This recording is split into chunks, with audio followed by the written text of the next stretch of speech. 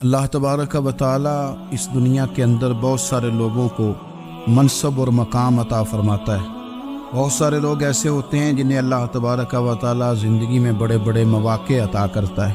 وہ چاہیں تو اس موقع سے اپنے ذاتی مفادات حاصل کریں اور چاہیں تو ان اچھے مواقع کو ملت کی، مذہب کی، قوم کی خدمت کے لیے وقف کر دیں۔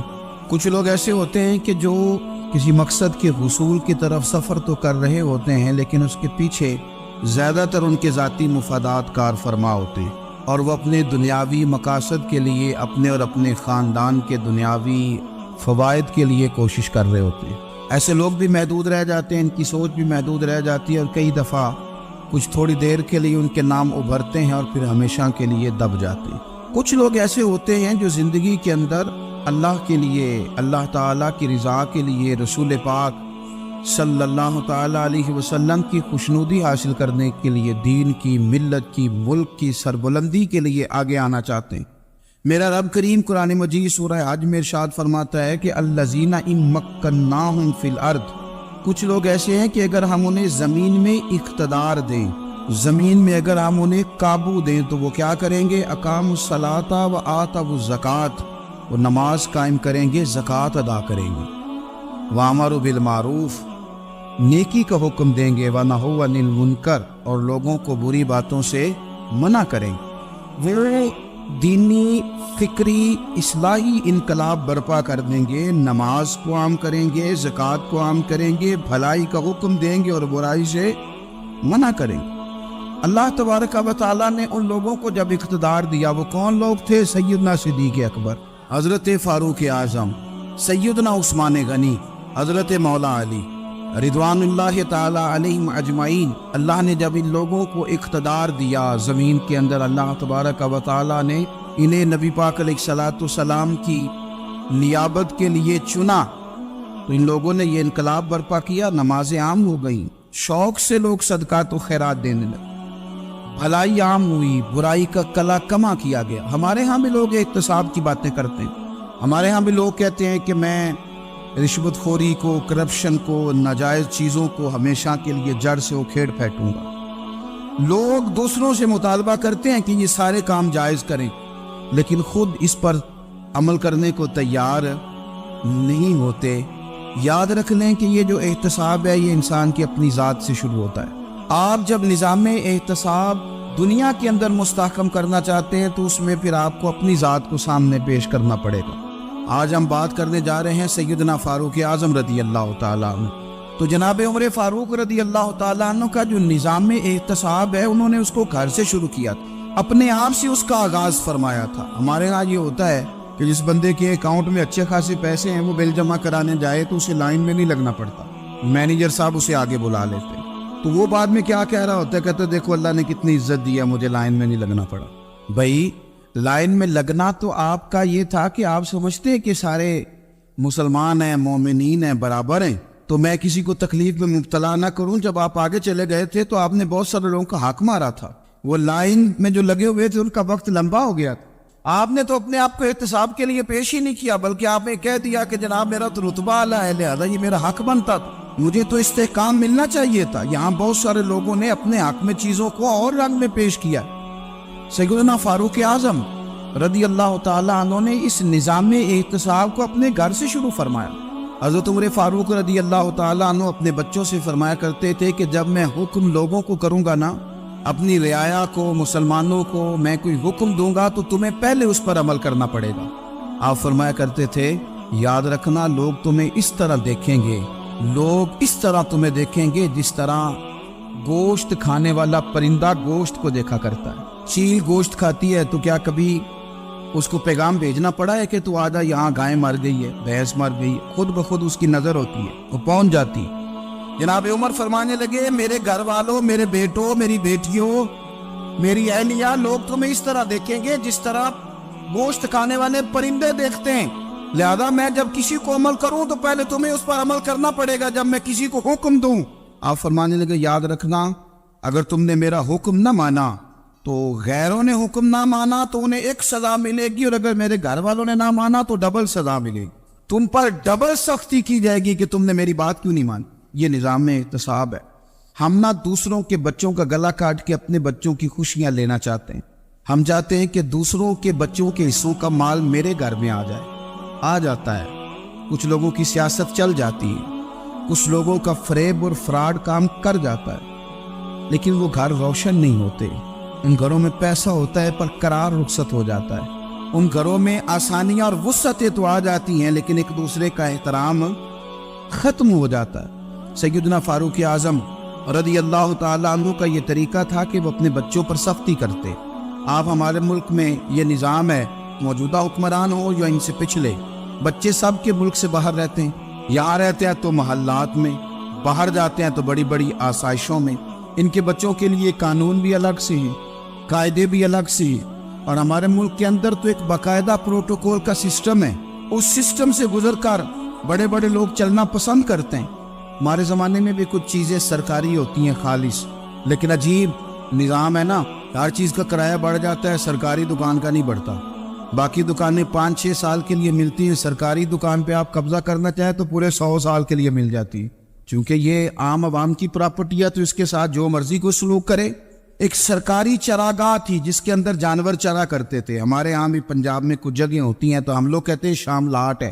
سرکاری چراگاہ میں جانور چرا کرتے تھے۔ حضرت عمر فاروق رضی اللہ تعالیٰ عنہ کے صاحبزادے سیدنا عبداللہ ابن عمر رضی اللہ تعالیٰ عنہ نے بھی ایک اونٹ خرید لیا، تو سب لوگوں کے جانور سرکاری چراگاہ میں چرتے تھے، آپ نے بھی اپنا جانور وہاں چرنے کے لیے، کھانے پینے کے لیے چھوڑ دیا۔ وہ جب اونٹ آیا تو پتلا تھا، کچھ دنوں کے بعد وہ فربا ہو گیا، طاقتور ہو گیا، موٹا تازہ ہو گیا۔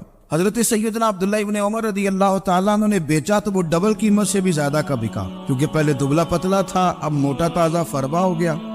حضرت سیدنا فاروق اعظم رضی اللہ تعالیٰ عنہ کو پتہ چلا تو بلایا، فرمایا پتر اونٹ بیچ دیا ہے؟ ابا جی بیچ دیا ہے۔ فرمایا کتنے کا خریدا تھا؟ اتنے کا۔ بیچا کتنے کا؟ ڈبل قیمت بتائی۔ فرمایا اس طرح کر کے اصل رکھ لے اور جو اوپر ملی جائے مجھے دے دے۔ حضور آپ نے کیا کرنی ہے؟ فرمایا میں سرکاری خزانے میں جمع کروں گا۔ حضور کیوں؟ فرمایا اس لیے کہ تیرا اونٹ سرکاری جگہ پہ چرا کرتا تھا، وہ گھاس سرکاری جگہ سے کھاتا تھا۔ حضور سب کے کھاتے۔ حضرت عبداللہ ابن عمر کہنے لگے سب کے کھاتے ہیں؟ آپ فرمانے لگے تو سب میں شامل نہیں ہے، تو امیر المومنین کا بیٹا ہے، تجھے میں یہ حق نہیں دے سکتا، تیرے اوپر تھوڑی سختی زیادہ کی جائے گی، تجھے یہ حق نہیں ملے گا۔ تو اپنے اونٹ کو چونکہ سرکاری چراگاہ میں چرایا کرتا تھا، لہذا تجھے وہ اصل رقم یاد جمع کرانی پڑے گی۔ ہمارے تو بچے پہلی بات تو یہ ہے کہ بات ہی نہیں سنتے۔ یہ سب کے بچوں کی بات کر رہا ہوں، ٹیچر کے بچے ہوں، سیٹھ کے بچے ہوں، پیر کے بچے ہوں، امام صاحب کے بچے ہوں، کسی کے بچے ہوں، پہلے تو سنتے نہیں۔ اور اللہ خیر کرے اگر آپ کوئی سنانا چاہیں تو فوری طور پر وہ ہوم منسٹری کے پاس پہنچ جاتے، ان کی اماں ان کی وکیل بن جاتی، آپ کہہ ہی کچھ نہیں سکتے، حالات رخ بدل جاتے۔ اس کا نقصان یہ ہوتا ہے کہ ان کو تراشا نہیں جا سکتا، ان کو ہیرے نہیں بنایا جا سکتا، ان کے اوپر کچھ ایسی میل کچھ ایل چڑھ جاتی ہے جو بڑی عجیب و غریب ہوتی۔ اور کچھ لوگ ایسے ہوتے ہیں جو خرابی کرنے میں بھی اپنا کردار ادا کرتے ہیں، خرابی کرنے میں، اور بڑے لوگوں سے منسلک ہونے کے لیے لوگ رستے تلاش کرتے ہیں، رستے۔ میں چونکہ چیزوں کا مطالعہ کرنے کا بڑا شوقین ہوں، تو میری والدہ داخل تھی کئی سال پہلے ہسپتال میں، تو مجھے اس ہسپتال میں کچھ دن رہنا پڑا، ایک پرائیویٹ ہاسپٹل تھا، تو اس میں انہوں نے جگہ جگہ لکھ کے لگایا تھا ملازمین کو بخشیش نہ دیں، ہم ان کو بڑی اچھی معقول تنخواہ دیتے ہیں، سیلری بڑی عمدہ ہے، تو لوگ بخشیش نہ دیں۔ میں نے جو مینجمنٹ کے لوگ تھے ہاسپٹل کی، ان میں سے ایک سے میں نے کہا کہ اگر کوئی بندہ اپنی خوشی سے دینا چاہے تو آپ نے بڑا موٹا لکھ کے لگایا برائے مہربانی ان کو بخشیش نہ دیں۔ اس نے بڑی قیمت، سادہ آدمی تھا پر میری بڑی اس نے مجھے بات بتائی، مجھے نفع ہوا۔ کہنے لگے مولوی صاحب جب کچھ امیر لوگ اسپتال میں مریض لے کے آتے ہیں تو وہ صفائی والے کو پہلے 500 روپیہ دکھا لیتے ہیں آتے ہی، پھر وہ جیسی آواز دیتے ہیں صفائی والے فٹافٹ اندر آتے ہیں، ان کا کمرہ صاف کرتے ہیں۔ تو سارے تو بیچارے اتنے مالدار نہیں ہوتے کہ آتے ہی پہلے کام والے کو 500 دیں۔ پھر نقصان کیا ہوتا ہے کہ یہ جن کی ذمہ داری ہے بہت ساری ڈیوٹیاں کرنے کی، یہ ڈیوٹی نہیں کرتے، یہ پلٹ کے ان کے طرف دیکھتے ہیں جن کے گھر سے سالن صحیح آتا ہے، ادھر ان کی توجہ زیادہ ہو جاتی ہے، جو نوٹ ان کو زیادہ دکھاتے ہیں، جو پھل لے کے آتے ہیں تو آدھا ان کو دیتے ہیں۔ تو ہم یہ کہتے ہیں یہ کام ہی نہ کرو، یہ اپنی تنخواہ پہ کام کریں تاکہ ہر آنے والے کا درد سمجھیں، ہر ایک کو یکساں یہ سروسز فراہم کریں۔ تو ہم یہ کام کرتے ہیں، ہم ایم پی اے کے اور کسی سے ہمارا تعلق نہ بنے تو ہم جناب اس کے ڈرائیور سے ہی تعلق بنا لیتے ہیں، ہم وہ جو آپریٹ کرنے والا ہوتا ہے ٹیلی فون، اسی سے بڑا تعلق بناتے ہیں، اس کو مٹھائی کا ڈبہ جلدی پہنچا دیتے. تو اسی طرح سے بڑے لوگوں کی اولادوں کو بگاڑا جاتا ہے. حضرت عاصم بن عمر رضی اللہ تعالیٰ عنہ، یہ سیدنا فاروق اعظم کے بیٹے تھے. مصر گئے تو لوگوں کو پتا چلا حضرت عمر کے بیٹے آئے. لوگوں نے تحفے دیے، بڑی بڑی چیزیں آپ کو دی. حضرت عمر کا بیٹا آیا، بڑے گفٹ دیے. تو صاحبزادے واپس آئے تو ان کے پاس بڑے تحائف تھے. سیدنا عمر فاروق رضی اللہ تعالیٰ عنہ نے دیکھا تو فرمایا ادھر لانا تحفے. کہا بھائی لوگوں نے مجھے دیے ہیں. فرمایا تو نے کیوں بتایا تھا کہ میں امیر المومنین کا بیٹا ہوں؟ کہا حضور ان کو ویسے ہی پتا چل گیا. فرمانے لگے پتر یہ تحفے تمہیں اس لیے ملے ہیں کہ تم امیر کے بیٹے ہو، یہ تحفے تمہارا حق نہیں، کیونکہ تمہیں اس کرسی کی وجہ سے ملے ہیں اور یہ کرسی مسلمانوں کی ہے، لہذا یہ حق بھی مسلمانوں کا ہی ہے. یہ لا سارے مال غنیمت میں جمع کیے جائیں.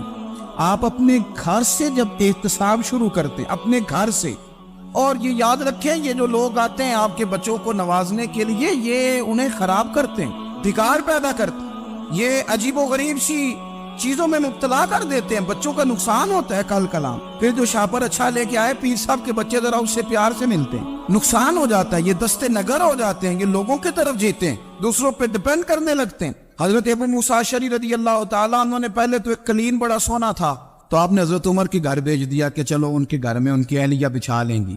کہیں سے تحفہ آیا. پھر وہ جس کمرے میں مال غنیمت اور خزانہ رکھا جاتا تھا اس کی صفائی کر رہے تھے تو ایک دینار مل گیا. تو وہ دینار بچے سارے جا رہے تھے تو ان میں سے حضرت عمر کے ایک بیٹے کو چھوٹے کو بلایا اور بلا کے کہا پتر یہ دینار لے لو.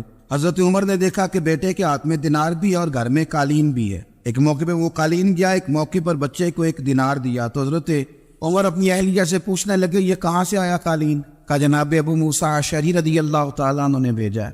بیٹے سے پوچھا دینار کہاں سے آیا؟ کہا مجھے انہوں نے ہی دیا ہے. آپ نے وہ دینار بھی لیا اور قالین بھی لیا اور اس کو لپیٹا اور جناب ابو موسیٰ اشعری کو بلایا اور اتنے سخت ناراض تھے.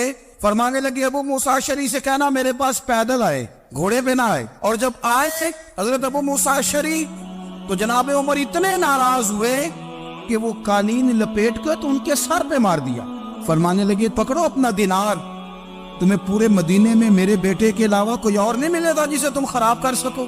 میرا پتر ہی ملا تھا بگاڑنے کی، کس نے اجازت دی تم میرے بیٹے کو دینار دو؟ کیوں لائے تم میرے گھر میں قالین؟ حضرت عمر فاروق رضی اللہ تعالیٰ عنہ فرمانے لگے میں زمین پہ سونے کا عادی ہوں، زمین چٹیل بھی ہو تو رب کا بندہ بن کے سوتا ہوں تو اللہ مجھے آرام اور سکون کی نیند عطا فرما دیتا ہے. مجھے تمہارے مخملوں کی اور قالینوں کی ضرورت نہیں ہے. احتساب یہاں سے شروع ہوتا ہے بھائی. یہاں ہم نہ اپنے گھر میں بیٹھ کے مایوس باتیں کرتے ہیں اور فلانے کے بچے کہاں پہنچ گئے، فلانے کے بعد بڑا پیسہ آ گیا، میں کچے مکان میں رہوں، میں یہ کروں، دیکھو مجھے نہیں سوری. یہ تو آپ مایوسی والی باتیں کر رہے ہیں، یہ تو آپ کمزور باتیں کر رہے ہیں. یہ تو اس طرح کی باتیں تو ہارے ہوئے لوگ کرتے ہیں. اس طرح کا لب و لہجہ تو ان لوگوں کا ہوتا ہے جو احساس کمتری کا شکار ہوتے.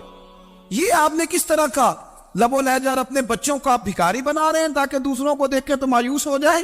اٹھ باندھ کمر کیوں ڈرتا ہے، پھر دیکھو خدا کیا کرتا ہے. آپ کا جو احساس ہے وہ اتنا خوبصورت ہو، آپ کے لہجے کے اندر اس قدر ٹھہراؤ ہو، آپ کو اطمینان آ چکا ہو، اور آپ کے بچے کبھی بھی کمپیریزن نہ کریں اپنا کسی کے ساتھ. کبھی بھی انہیں کرنے نہ دیں. آپ کبھی وہ کبھی یہ بات نہ کریں کہ فلانے زیادہ اچھا کھاتے پیتے ہیں تو ہم کدھر ہے. کرنے نہ دیں. انہیں بتائیں کہ بیٹا اپنی مٹی پہ چلنے کا سلیقہ سیکھو، سنگ مرمر پہ چلو گے تو پھسل جاؤ گے. ان کو بتائیں کہ جو تمہارے پاس ہے یہ خدا کا عطیہ ہے، اسی پر تم نے قناعت کرنی. کبھی بھی حضرت زید بن حارثہ سے نبی پاک صلی اللہ علیہ وسلم کو بڑا پیار تھا. پھر ان کے بیٹے حضور کے غلام زادے حضرت اسامہ بن زید کے ساتھ بھی حضور بڑا پیار کرتے. لیکن یہ تو مسلمہ حقیقت ہے نا کہ عظمت اور شان تو سیدنا فاروق اعظم کی زیادہ ہے. امت کا اتفاق ہے کہ نبیوں کے بعد سب سے بڑا درجہ جناب صدیق اکبر کا، اور پھر اللہ نے مقام عطا کیا حضرت فاروق اعظم کو. یہ بڑے لوگ تھے. ایک دفعہ مال تقسیم ہو رہا تھا تو حضرت عمر رضی اللہ تعالیٰ عنہ نے نا حضرت اسامہ بن زید کو 4000 دینار دیے اور اپنے بیٹے عبداللہ ابن عمر کو 3000 دینار دیے. تو حضرت عبداللہ ابن عمر گھر جا کے کہنے لگے ابا جی اسامہ میں وہ کون سی خوبی ہے جو میرے اندر نہیں، اور اسامہ کے باپ میں وہ کون سی خوبی ہے جو آپ کے اندر نہیں. تو حضرت عمر کی عاجزی دیکھیے. حالانکہ بن اتفاق دنیا جانتی ہے کہ جناب عمر فاروق رضی اللہ تعالیٰ عنہ افضل ہیں، پھر بھی پتہ اپنے بیٹے سے کیا کہتے؟ فرماتے ہیں وہ سن یار، وہ خدمت گزار ہیں نبی پاک کے، وہ بھی حضور کے گھر میں ڈیوٹی کرتے، نوکری کرتے، اور ان کے بیٹے بھی حضور کی نوکری کرتے، یہ خدمت گزار ہیں۔ فرمانے لگے اگر تو نے پوچھ لیا تو سن، پھر میری تو رائے یہ ہے کہ تیرے سے زیادہ اسامہ بن زید حضور کی نظر میں پیارے، اور اسامہ کا باپ تیرے باپ سے زیادہ نبی پاک کا پیارا ہے۔ کوئی کمپیریزن کرنے نہیں دیا، بچوں کو کسی ایسی جگہ کھڑے ہونے نہیں دیا۔ فرمایا یہ وجہ ہے، یہ انداز ہے کہ تو زیادہ پیارا ہے۔ حضرت عمر فاروق رضی اللہ تعالیٰ عنہ پسند نہیں کرتے تھے، ذرا برابر بھی پسند نہیں کرتے تھے کہ کوئی شخص اور مال آتا تو اپنے رشتہ داروں کو نوازنے سے بچتے۔ مال غنیمت آتا ہے نا، ہمارے ہاں تو اللہ خیر کرے جب کوئی بندہ کونسلر بنتا ہے، چیئرمین بنتا ہے، تو ٹھیکہ کس کو دیتا ہے؟ کوئی چلو بھتیجا مل جائے، کوئی بانجا مل جائے، کوئی چھوٹا بھائی، اسے بھی کام مل جاتا ہے ساتھ۔ نوازنے پہ لوگ آتے ہیں تو وہ تلاش کرتے ہیں کہ کہاں کو میرا ہے، وہ ٹینڈر ہی ان کے نام کے پاس ہوتے ہیں جن کی طرف ذرا نظر کرم زیادہ ہوتی۔ حضرت عمر فاروق مال تقسیم کر رہے تھے تو بیٹی آگے کہنے لگی ابا جی رشتہ داروں کا بھی حق ہوتا ہے، آپ سب کو دیتے ہیں، آپ کے قریب ہی نہیں آتے۔ تو حضرت عمر فاروق نے کیا لفظ کہے، کیا حقیقت ہے، کیا حسن ہے۔ فرمانے لگے پتر یہ مال تیرے باپ کا نہیں، مسلمانوں کا ہے، جب تیرے باپ کا ذاتی مال ہوگا تو اپنے رشتہ داروں کو دے گا، یہ مسلمانوں کا مال ہے، یہ اسی حساب سے تقسیم ہوگا جو عدل کا حساب ہے، جو ترازو ٹھیک ہے۔ فرمایا تو مجھے یہ مشورہ نہ دے، یہ مسلمانوں کا مال۔ یہاں سے نظام احتساب شروع ہوتا ہے، یہاں سے انسان آگے بڑھتا ہے، اور پھر کوئی تکلف نہیں کسی پر حضرت عمر کا، کوئی چھوٹا ہے یا بڑا ہے۔ حضرت ابو سفیان رضی اللہ تعالیٰ عنہ سردار رہ چکے ہیں مکے کے، بڑے آدمی، لیکن نظام احتساب میں کوئی چھوٹا بڑا نہیں ہوتا۔ حضرت عمر فاروق مکہ مکرمہ گئے تو لوگوں نے کہا حضور جناب ابو سفیان نے نا گلی میں پتھر رکھے اور بہت سارے لوگوں کو رستوں میں تکلیف ہو رہی ہے، تو حضرت ابو سفیان رضی اللہ تعالیٰ عنہ سے بھی لوگ کہہ دیتے تو وہ بھی اٹھا دیتے، لیکن لوگوں نے چونکہ وہ سردار تھے، بڑے تھے، تو لوگوں نے ان سے کہا نہیں۔ حضرت عمر جب آئے تو کہا تو جناب عمر نے پرواہ نہیں کی، خود آئے جناب ابو سفیان سے کہا یہ پتھر آپ نے رکھے؟ کہا حضور ہاں۔ فرمایا یہ بھی اٹھائیے، یہ بھی اٹھائیے، یہ بھی اٹھائیے۔ جب وہ اٹھا رہے تھے تو حضرت عمر کہہ رہے تھے شکر نہیں اللہ کا کہ عمر کہہ رہے ہیں اور ابو سفیان مانتے جا رہے ہیں، شکر نہیں۔ یہ نظام احتساب ہے کہ بڑا ہو یا چھوٹا ہو، اس کو یہ حق حاصل نہیں ہے کہ مسلمانوں کو وہ کسی تکلیف میں کسی بھی صورت میں مبتلا کرے، کہیں بھی کسی جگہ بھی، اس کو یہ والی اجازت نہیں۔ حضرت سیدنا عمر فاروق رضی اللہ تعالیٰ عنہ۔ پھر ایک اور بات تھی، میں کئی دفعہ یہ بات کہتا ہوں اور مجھے ذاتی طور پر اس کا بڑا تجربہ ہے، کچھ لوگ نا خوشامد پسند ہو جاتے ہیں، بڑی عمدہ تعریف کرتے ہیں، اوئے ہوئے ہوئے پول باندھتے ہیں پورے، آپ کے پاس آئیں گے تو کہیں گے جناب آپ سے زیادہ اچھا بندہ ہی کوئی نہیں، تو وہ نا آپ سے کام نکلواتے ہیں، پھر وہ کسی دوسرے کے پاس جاتے ہیں تو اسی طرح کا رویہ وہ دوسروں کے ساتھ کریں۔ یہ عام لوگوں میں بھی مرض ہوتا ہے، عام لوگوں میں۔ اور بادشاہ وہ بندہ اگر پھر تو اس کا دل کرتا ہے میں اگر بادشاہ سلامت ہوں تو دو چار بندے دیہڑی پہ رکھ لوں پر میری تعریف ضرور کریں، پابندی ہوتی ہے، لوگ یہ کام بڑے شوق سے کرتے ہیں۔ اور شیخ سعدی فرمایا کرتے تھے لکڑی کو گھن کھا جاتی ہے اور بڑے لوگوں کو خوشامد کھا جاتی ہے خوشامد۔ حضرت عمر فاروق رضی اللہ تعالیٰ عنہ اس معاملے میں بھی بڑے مضبوط تھے۔ ویسے مجھے اور آپ کو اچھا کون لگتا ہے؟ ہماری غلطیاں بتانے والا؟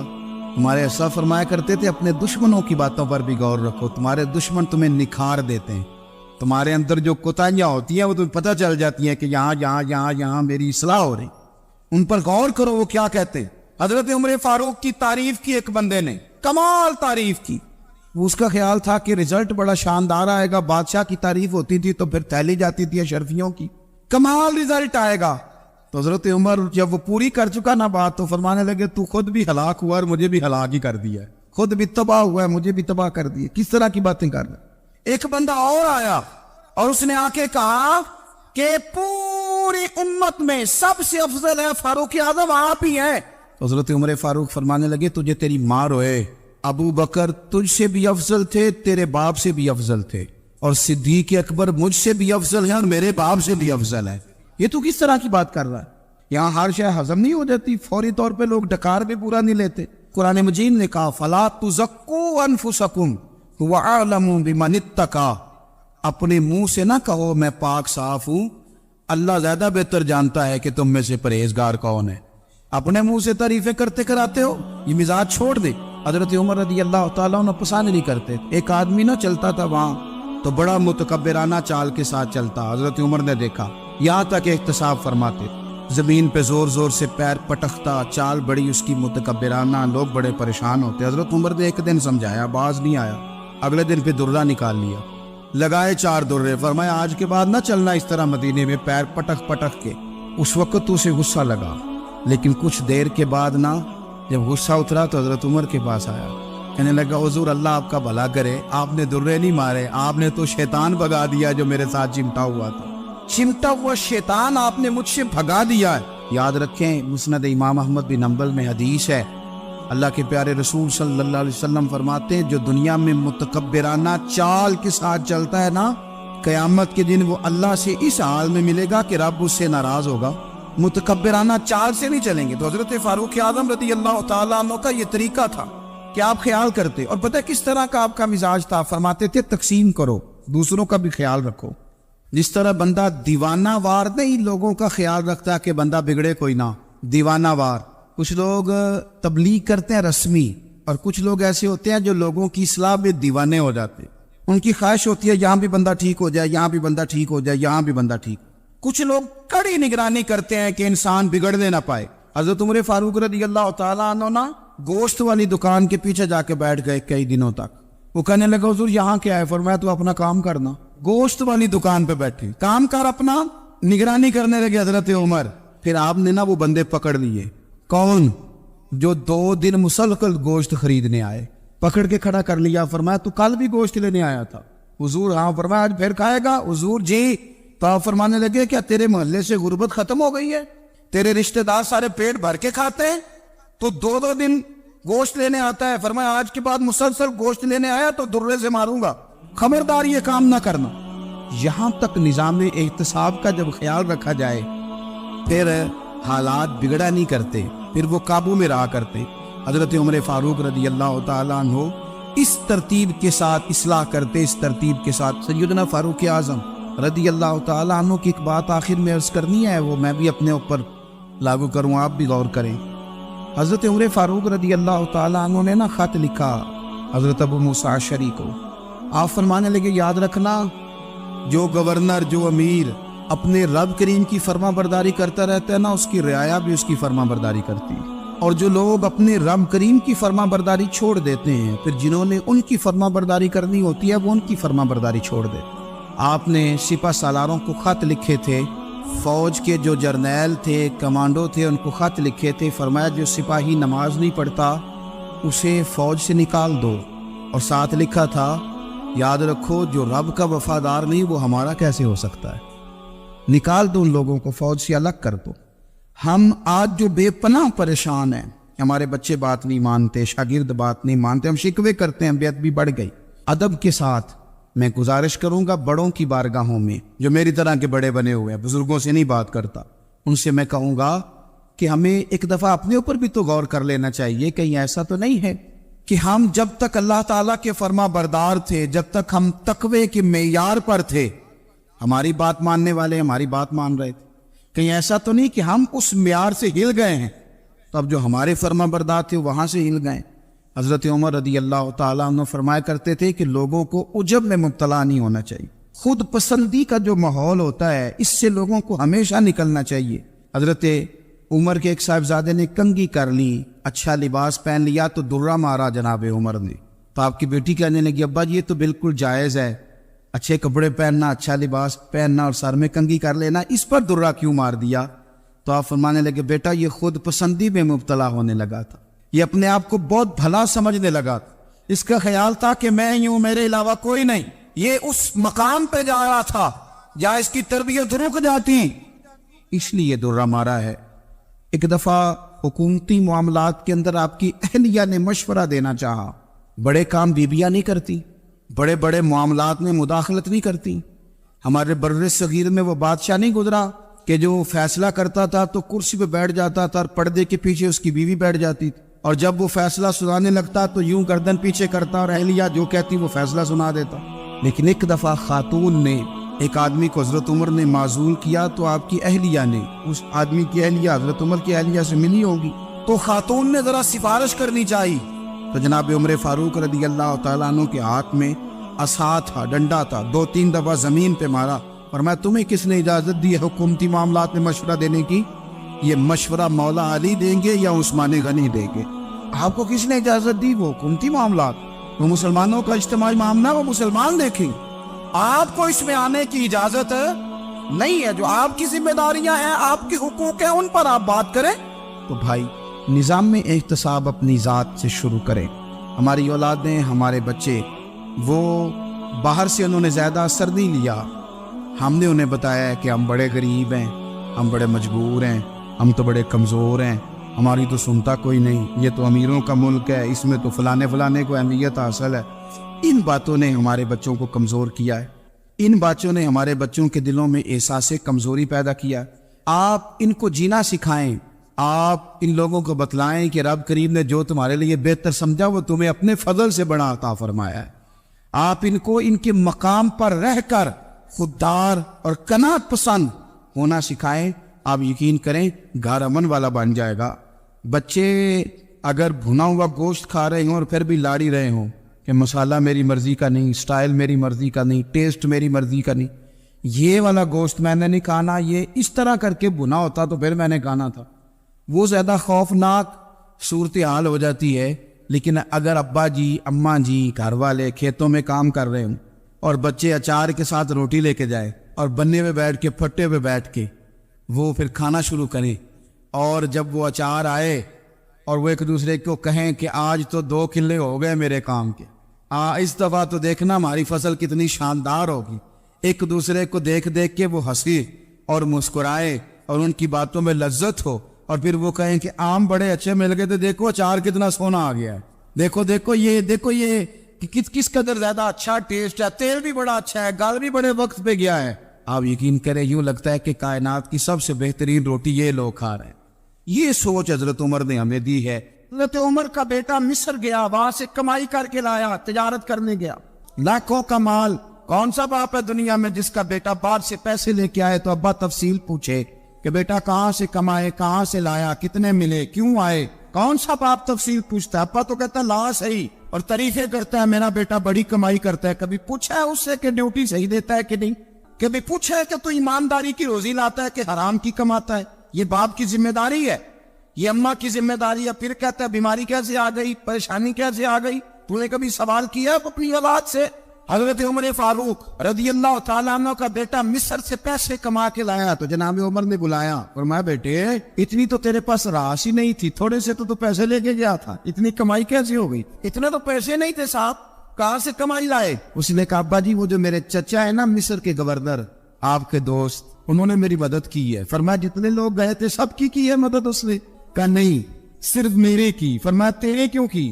کہا حضور آپ کے دوست ہے۔ فرمایا چپ کر، حضور انہوں نے مجھے اتنے پیسے دیے، میں نے کاروبار میں ڈالے تو نفع آیا تو میں ان کی رقم دے کے۔ فرمایا خاموش ہو جا، باقی جتنے لوگ گئے تھے سب کی مدد کی اس نے؟ کہا نہیں حضور صرف میری کی۔ فرمایا اس نے تیری مدد نہیں کی، اس نے خلیفہ کے بیٹے کی مدد کی، اس لیے کہ وہ خلیفہ کو اپنے حق میں نرم کر سکے۔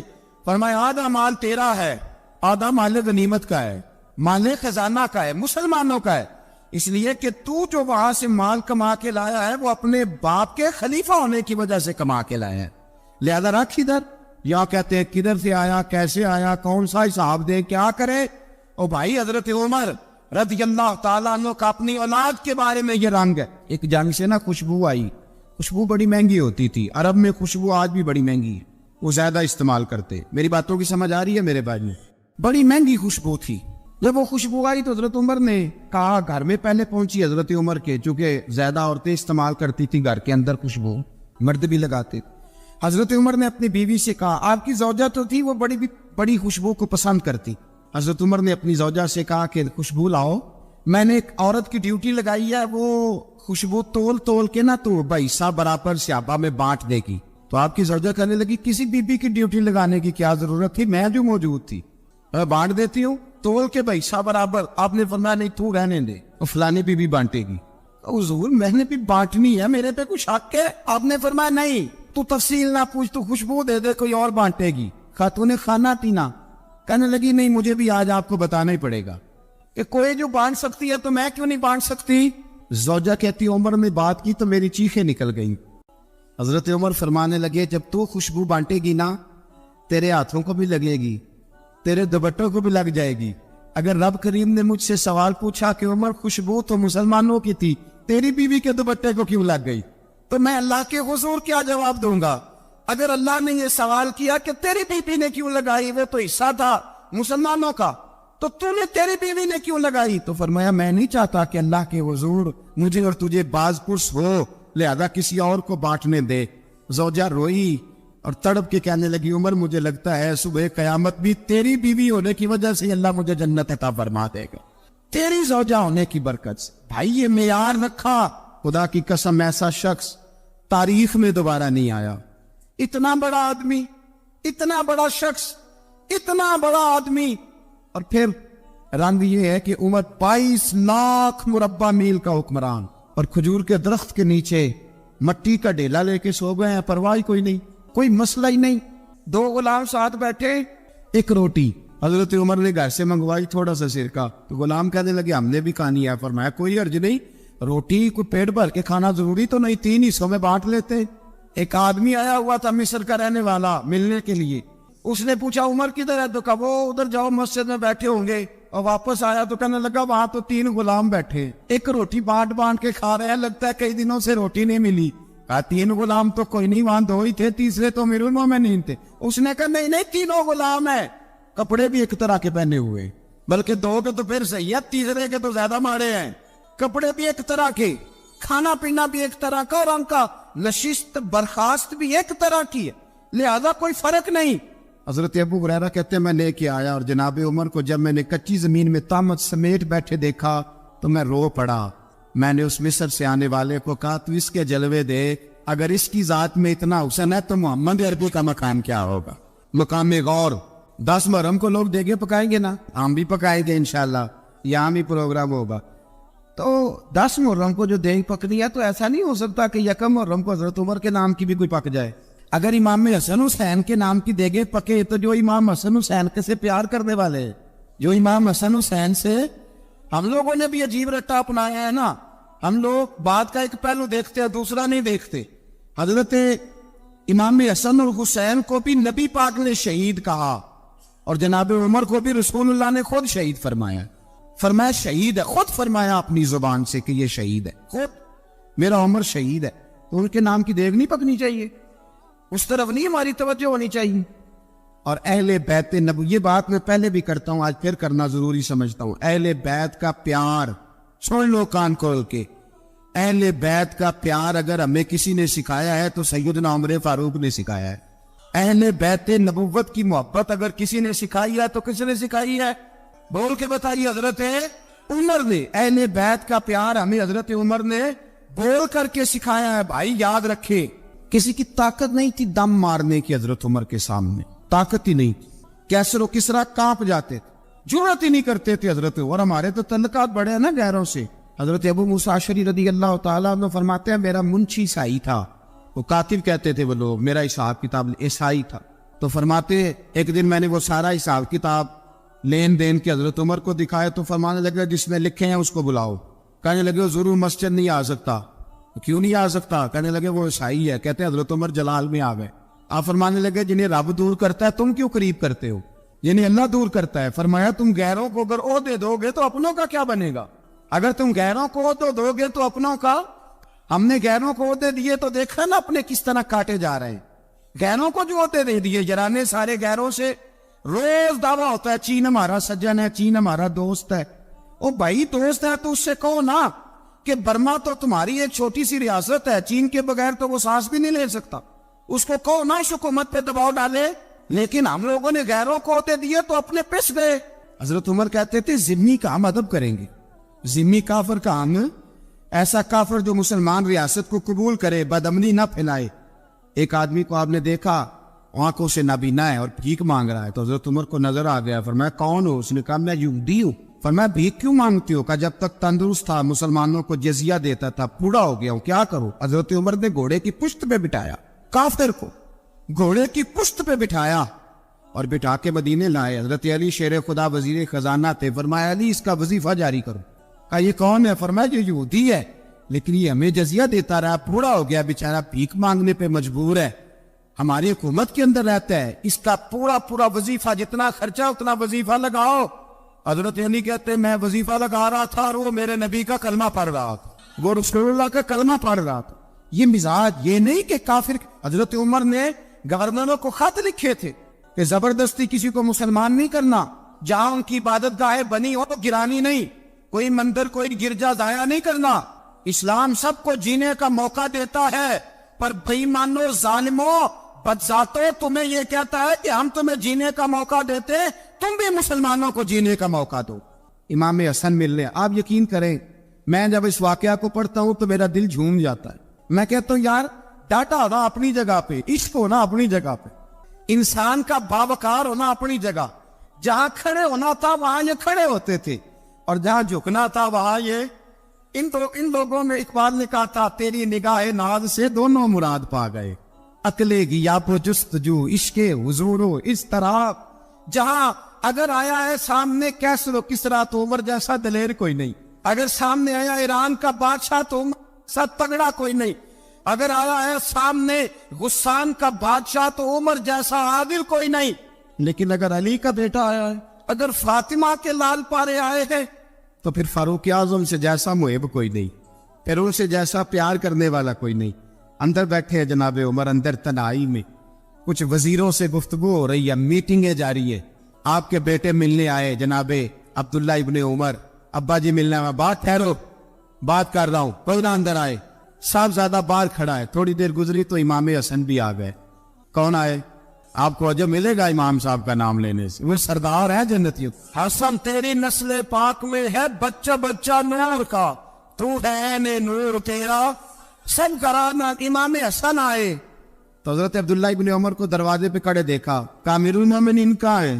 کہنے لگے حضرت عمر کے بیٹے. کہنے لگے وہ اندر بیٹھے, کچھ میٹنگ ہو رہی ہے اور انہوں نے کہا کوئی اندر نہ آئے, لیکن آپ جانا چاہے تو چلے جائیں. تو انہوں نے کہا جب آپ باہر کھڑے ہیں تو مجھے کوئی اتنا ضروری کام نہیں, اور ابھی زور کی نماز تھوڑی دیر میں ہوگی, میں مسجد میں مل لوں گا امیر المومنین سے. یہ بات کہہ کے امام حسن چلے گئے. یار اتنی بڑی بات نہیں تھی, اور میرے استادوں کا بیٹا بھی آئے تو کہا ٹھیک ہے جی وہ سوئے ہوئے, تو کوئی غرض نہیں یار میں ٹھہر کے آ جاؤں گا, کوئی بڑی بات نہیں تھی. دیکھا جائے تو بڑی بات نہیں تھی, پر بات بہت بڑی تھی, اس لیے کہ یہ خالی حسن نہیں, یہ حسن ابن علی ہے, یہ حضرت فاطمہ کے لخت جگر. حضرت عمر باہر نکلے, عبداللہ ابن عمر سے پوچھا کوئی آیا تو نہیں؟ تو کہا حضور امام حسن آئے تھے. تو کہا پھر شہزادے کو اندر کیوں نہیں بھیجا؟ کہا میں نے کہا تھا. وہ کہنے لگے اگر امیر المومنین مصروف ہیں تو میں ظہر میں مل لوں گا. حضرت عمر رونے لگے. فرمایا بیٹے تو نے اچھا نہیں کیا. پھر مسجد نہیں گئے, سیدھے امام حسن کے دروازے دستک دی. امام حسن باہر آئے. کہا شہزادے آئے تھے تو ملے کیوں نہیں؟ تو امام حسن کہنے لگے حضور آپ کا اپنا بیٹا دروازے پہ کھڑا تھا, اور منع بھی کیا تھا آپ نے, تو میں زور میں مل لیتا. حضرت امام حسن فرماتے جوش جذبات میں جناب عمر نے سر سے پگڑی اتار دی. جوش کے جذبات کہنے لگے حسن میرے بیٹے کا اور آپ کا کیا مقابلہ؟ کیا اس کی ماں کا نام فاطمہ الزہرا ہے؟ کیا اس کی نانی کا نام خدیجہ الکبریٰ ہے؟ کیا اس کے نانے کا نام محمد مصطفیٰ ہے؟ آپ کا اور اس کا کیا مقابلہ؟ پھر رو پڑے اور کہنے لگے بیٹے میں مکے کے صحراؤں میں اونٹ چرایا کرتا تھا, یہ جو میرے سر پر عزت کے بال ہیں یہ تیرے نانے کے اگائے ہوئے. میں مکے کے خبردار شہزادے خبردار. او بھائی اہل بیت نبوت کے ادب کا رنگ اگر سکھایا ہے تو سیدنا عمر نے سکھایا ہے. حضرت عمر فاروق اتھارٹی ہے, اسلام کی اتھارٹی. یکم محرم حضرت عمر کی شہادت ہے. یہودی بول اٹھا, کافر بول اٹھا. اگر 6 مہینے عمر دنیا میں اور رہتے تو دنیا میں کوئی کافر موجود نہ ہوتا. 6 مہینے. اور جب اس بطل جلیل کا جنازہ اٹھا, اللہ بخاری پڑھیے نا, اللہم ارزقنا شہادت فی سبیلک, اللہ بسترے کی موت نہ دینا, شہادت کی دینا. عمر شہید ہوئے, مسجد نبوی میں نماز پڑھاتے, اور جب جنازہ اٹھا تو مدینے کا پھر پیچھے جو دلیر بچے وہ مولا علی تھے. جناب عمر کا جنازہ اٹھا تو سب سے پہلی آئے جو نکلی وہ حضرت علی کی زبان سے نکلی, اور حضرت ساری داڑھی سور سے پھٹ گئی. لوگوں نے کہا کہ علی کیا ہوا؟ فرمانے لگے تم دیکھ نہیں رہے جنازہ کس کا اٹھا ہے؟ پلٹ کے دیکھو تو صحیح، پتہ نہیں یہ کون گیا ہے؟ کہ حضور کیا ہوا؟ آپ فرمانے لگے عمر اس طرح کے کام کر کے گیا ہے، اب ان کے رستوں پہ کون چلے گا؟ کون اس کے جگر راہ وفا میں نقش ایسے چھوڑ آیا ہوں، میں جس منزل سے گزرا ہوں وہ اب تک یاد کرتی ہے۔ حضرت علی حضرت عمر کے جنازے پہ کھڑے ہو کے کہتے ہیں اللہ مجھے اس طرح کے عمل کرنے کی توفیق دے جس طرح کے عمر کر کے گیا۔ میرے بھائی قتل عزیز، قتل حریت حضرت عمر رضی اللہ تعالیٰ عنہ جو اپنی زندگی انقلاب والی گزار کے گئے۔ عمر جب دنیا سے گئے تو 80 دینار کا قرضہ تھا، 22 لاکھ مربع میل کا حکمران، اور اپنے بیٹے سے کہنے لگے بیٹے کوشش کرنا تیرے خاندان والے مل کے میرا قرضہ اتار دے، میری قبر پہ بوجھ نہ رہے، اور اگر خاندان والے مدد نہ کریں تو میرے دوستوں سے بات کرنا، وہ مدد نہ کریں تو پھر علی سے بات کرنا۔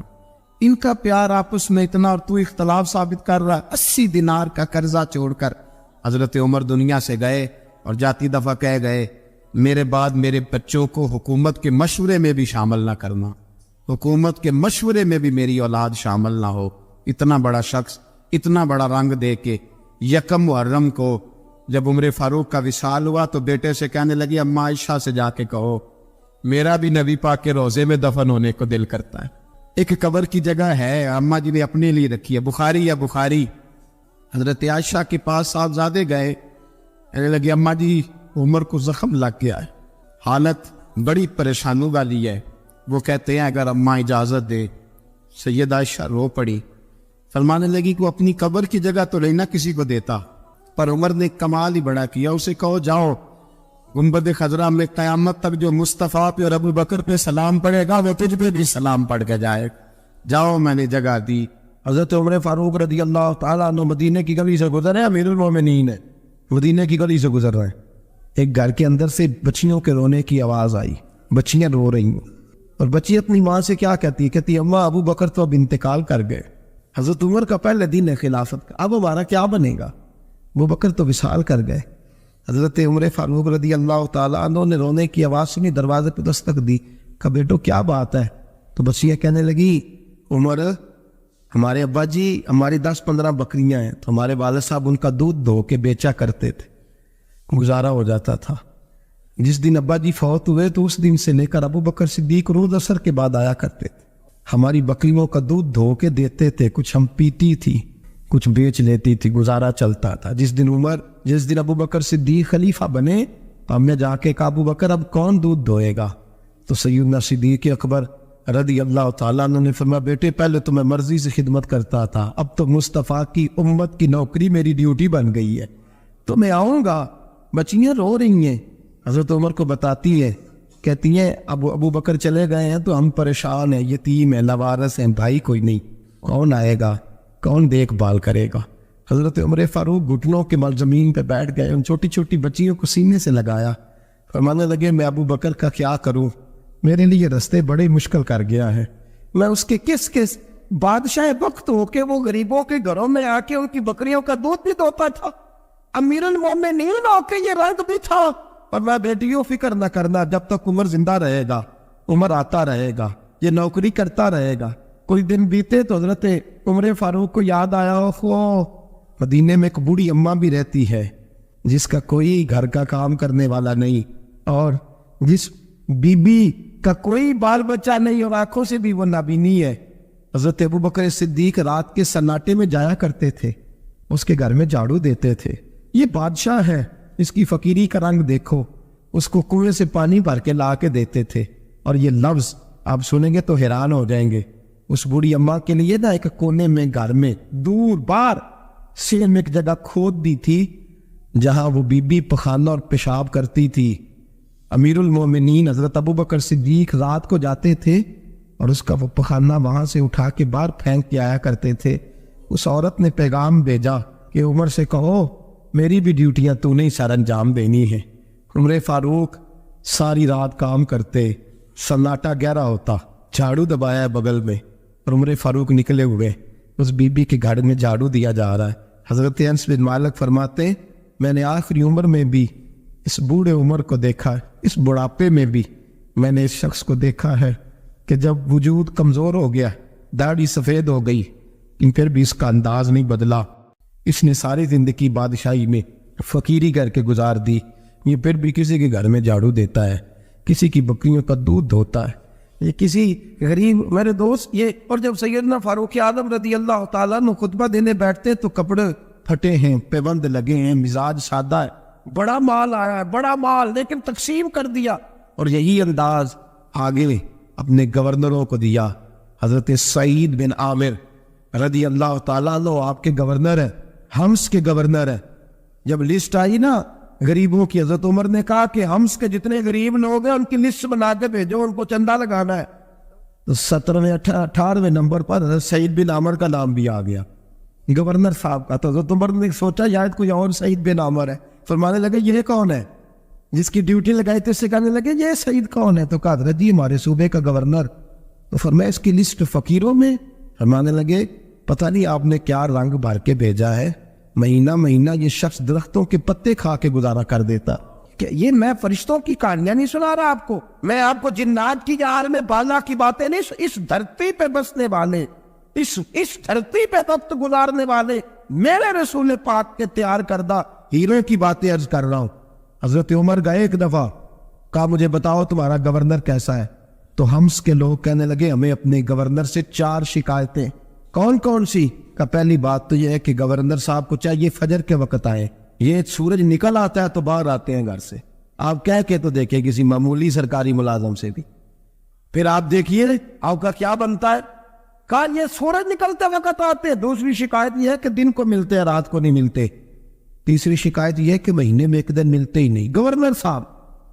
چوتھی شکایت ہے کہ روتے ہیں، کبھی کبھی اتنا روتے ہیں کہ بے ہوش ہو جاتے ہیں۔ حضرت فاروق اعظم نے کھڑا کر لیا، فرمایا سعید تیری شکایات آئی نہ کا حضور حکم۔ فرمایا سنا ہے، پہلے تو فجر کے وقت آ جاتا تھا لوگوں کے مسائل سننے، اب تو سورج نکلتے وقت آتا ہے۔ کہا حضور بیوی بیمار ہو گئی ہے اور گھر میں نوکر تو ہے کوئی نہیں، تو میں سویرے اٹھتا ہوں تو پہلے ناشتہ بناتا ہوں، بچوں کو کھلاتا ہوں۔ اس عورت نے 35 سال میرے ساتھ وفا کی ہے، اب چارپائی پہ ہے تو میں اس کے منہ میں نکمے ڈالتا ہوں۔ کہا اسے کھانا کھلا کے جب وہ دعا دیتی ہے تو پھر نکلتا ہوں۔ تو کہا سنا ہے تو ہفتے میں ایک دن ملتا ہی نہیں، مہینے میں۔ کہنے لگی حضرت جی جب مدینے سے آیا تھا تو ایک کرتا اور ایک تامد ساتھ لایا تھا، مجھے آج 2.5 سال ہو گئے ہیں، میں نیا لباس نہیں خرید پایا۔ میں نے عرض کی میں اس دھرتی میں بسنے والے لوگوں کی داستان سنا رہا ہوں۔ کہا میں اپنی تاب میں دھو کر خشک ہونے کو ڈال دیتا ہوں، اسے آدھا دن لگ جاتا ہے، خشک ہوتی ہے تو تاب میں پہن کے قمیض دھو لیتا ہوں اور پھر قمیض ڈال دیتا ہوں۔ حضرت جی سارا دن بیت جاتا ہے تو باہر نہیں آ پاتا۔ حضرت عمر فاروق کی گردن جھک گئی، کہا سنا ہے تو رات کو ملتا ہی نہیں، یہ لفظ کہے تو حضرت سعید بن عامر کہنے لگے یہ میرا راز تھا، آپ میرے امیر نہ ہوتے تو کبھی فحش نہ کرتا، دن میں نے بندوں کے لیے رکھا ہے، رات اپنے رب کے لیے رکھی ہوئی ہے۔ میں رات کی تنہائیوں میں اپنے کریم کی بارگاہ میں جاتا ہوں اور میں سارے دن کے گناہوں کی معافی مانگتا ہوں، میں اپنی غلطیوں کی تلافی کا سوال کرتا ہوں، اس کے حضور جاتا ہوں، اسے دکھڑے سناتا ہوں، رات میری اس کے لیے بیت جاتی ہے۔ حضرت عمر کی اور گردن جھک گئی، فرمایا یہ بتا کہ تو ملتا ہی نہیں، کہ کبھی کبھی تو روتا ہے اور بے ہوش ہو جاتا ہے۔ حضرت جی 40 سال کی عمر میں کلمہ پڑھا ہے، جب 40 سال کے پچھلے گناہ یاد آتے ہیں تو کب پھر میں ضبط نہیں کر پاتا، وہ خطائیں، وہ پاپ، وہ جرم، وہ خطائیں جب سوچتا ہوں کہ رب کھڑا کر کے پوچھے گا بتا یہ جرم کیوں کیا، تو وہ احساس مجھے پریشان کر دیتا ہے۔ حضرت جی میں پھر برداشت نہیں کر پاتا، پھر میں تڑپ اٹھتا ہوں، میری یہ کوتاہیاں ہیں، بتائیے کیا کہتے ہیں۔ حضرت فاروق اعظم نے گردن اٹھائی تو آنکھوں میں آنسو تھے، کہنے لگے یا اللہ مجھے اس جیسے کچھ اور گورنر بھی عطا فرما، یا اللہ اس جیسے کچھ اور گورنر بھی۔ عزیزو اپنا حال کیا ہے؟ ملک شام جب فتح ہوا تو حضرت سعد بن ابی وقاص رضی اللہ تعالیٰ عنہ کہتے ہیں کہ کچھ لوگ مجھے کہنے لگے کہ ہم آپ سے معاملات طے نہیں کریں گے، ہم جزیہ دیں گے، ٹیکس دیں گے، اسلامی حکومت کے زیر اثر آئیں گے، لیکن آپ سے معاملات طے نہیں کریں گے، اپنے امیر کو بلائیے۔ تو حضرت سیدنا سعد بن ابی وقاص کہتے ہیں میں نے خط لکھا، فرماتے خط لکھا، حضرت عمر کو. میں نے کہا جناب آئیے. جواب میں حضرت عمر نے خط میں جواب لکھا کہ فلاں دن فلاں تاریخ فلاں وقت میں ملک کے شام پہنچ جاؤں گا. حضرت سیدنا عمر چلے گھر سے, ایک غلام, ایک گھوڑا, ایک نیزہ. حضرت فاروق اعظم نے کچھ کھجوریں, خشک کھجوریں, کچھ سرکہ باندھ کے رکھ لیا رستے میں کھانے کو. یہ بادشاہی میں فقیری ہو رہی ہے. لاکھوں مربع میل کا حکمران ہے, کروڑوں لاکھوں روپے پاس پڑے ہوئے ہو. وہ ساری چیزیں رکھ لی اور سیدنا عمر فاروق رضی اللہ تعالیٰ عنہ چلنے لگے.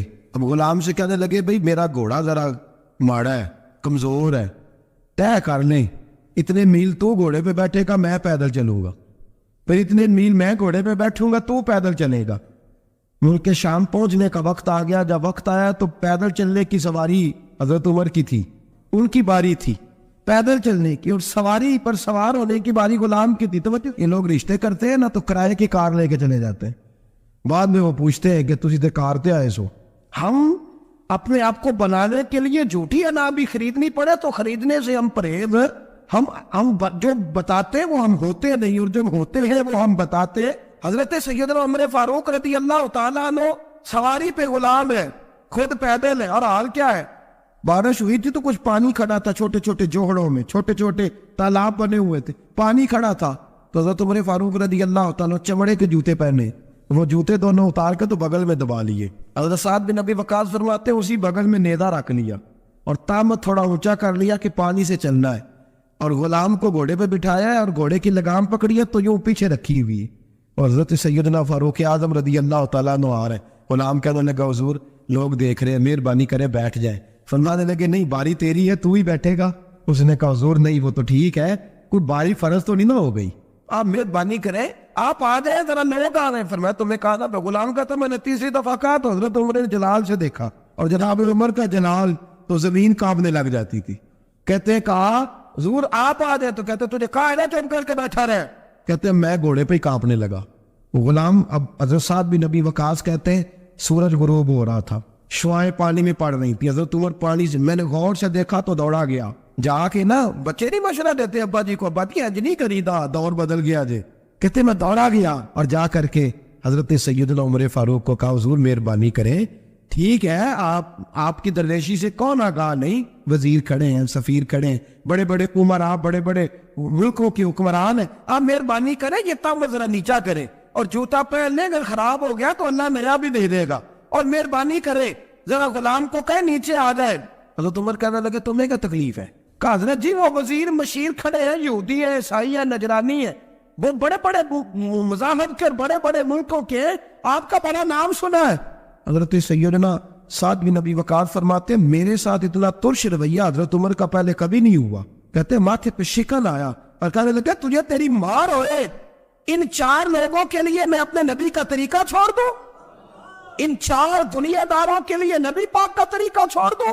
فرمانے لگے سر سے پگڑی اتاری حضرت عمر نے جلال میں, فرمانے لگے میرے سر پہ جو بال ہے نا یہ مجھے کسی دنیا دار نے نہیں دیے, یہ ساری عزتیں مجھے آمنہ کے نام میں عطا فرمائی ہے, اور میں ان محبوب کا طریقہ ان 4 لوگوں کی خاطر چھوڑ دوں. فرمایا قرآن کہتا ہے ان اللہ یامر بالعدل والاحسان, جب میں نے خود عدل کا تقاضا یہ رکھا ہے کہ کبھی وہ بیٹھے گا کبھی میں بیٹھوں گا, باری یوز کیا تو میں کیسے بیٹھ جاؤں. حضرت سعد بن ابی وقاص فرماتے ہیں اسی درویشی میں سلام اس پر کہ جس نے بادشاہی میں فقیری کی.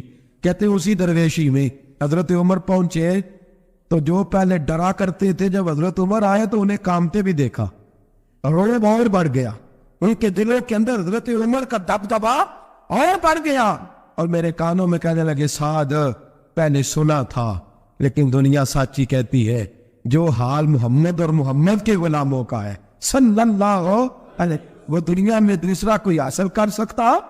آج ہمارے پروٹوکول, ہمارے دبدبے, ہماری انا پرستیاں, ہمارے دعوے, ہمارے طریقے, میرے عزیزوں لوگ ہمیں آ کے مثال دیتے ہیں, کہتے ہیں یورپ کی فلاں گلی میں یہ ہوتا ہے. میں نے کہا وہ گرد راہ کو نہیں پہنچ سکتے, یہ ساری چیزوں تو میرے مصطفیٰ کے غلاموں سے حاصل کی ہیں لوگ, ہم نے چھوڑ دی, غیروں نے اپنا لی.